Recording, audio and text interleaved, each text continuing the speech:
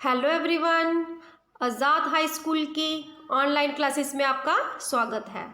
आज हम पढ़ेंगे कक्षा चौथी का पाठ 6। यह एक कविता है और इस कविता का नाम है चिड़िया का संसार। इस कविता के कवि हैं निरंकार देव सेवक जी।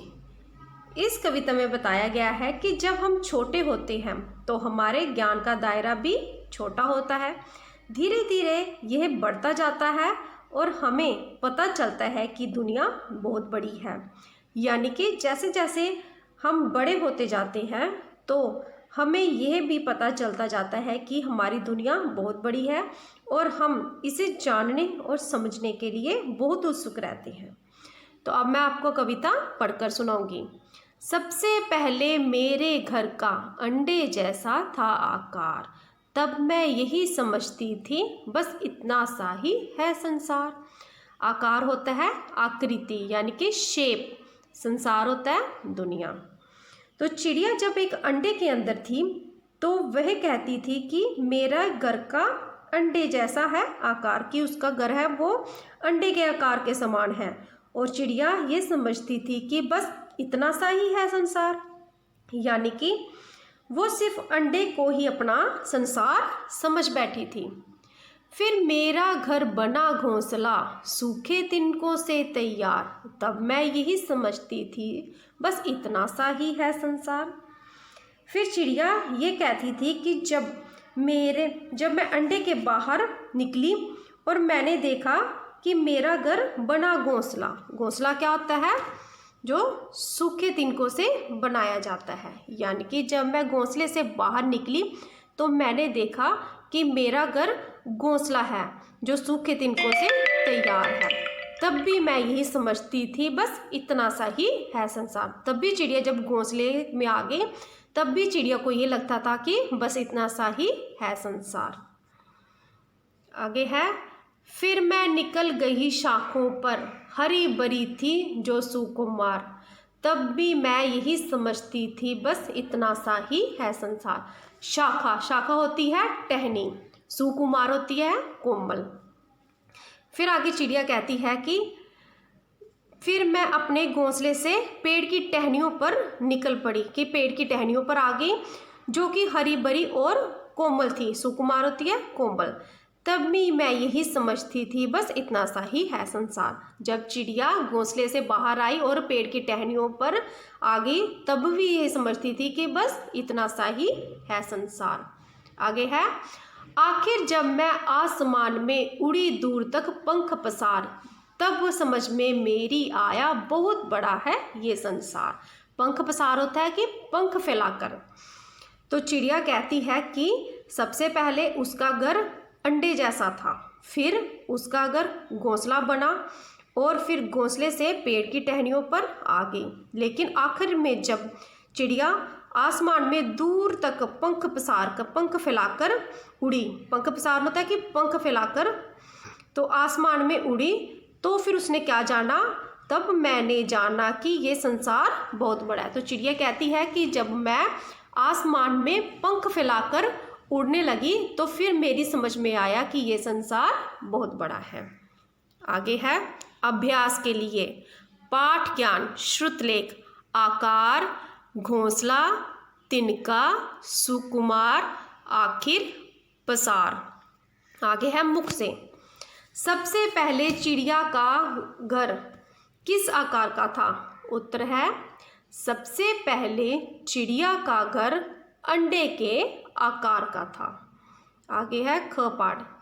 चिड़िया को कब समझ आया कि ये संसार बहुत बड़ा है? उत्तर है, जब चिड़िया खुले आसमान में पंख पसार कर उड़ गई तब उसे ये समझ आया कि ये संसार बहुत बड़ा है। ग पाठ।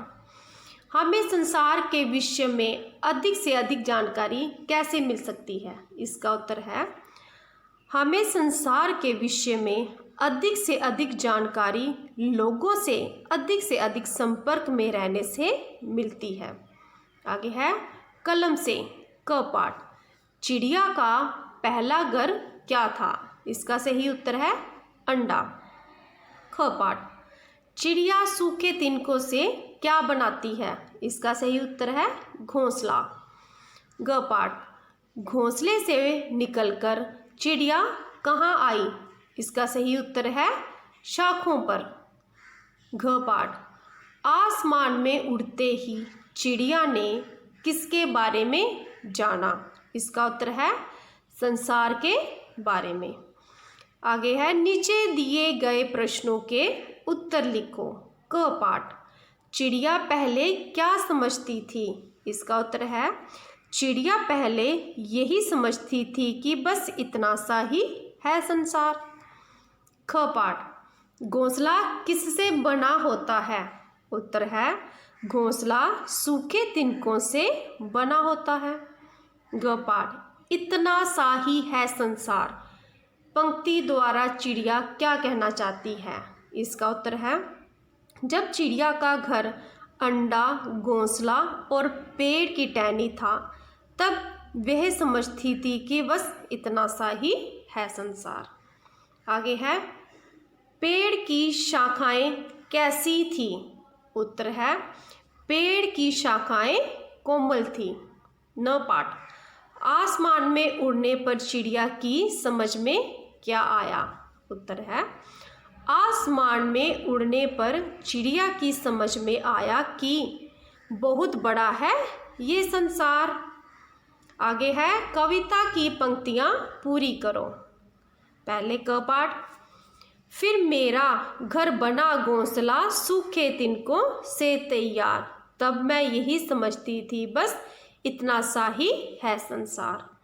आगे है ख पाठ, आखिर जब मैं आसमान में उड़ी दूर तक पंख पसार, तभी समझ में मेरी आया बहुत बड़ा है ये संसार। आगे है, भाषा और व्याकरण, दिए गए शब्दों के समानार्थी शब्द लिखो।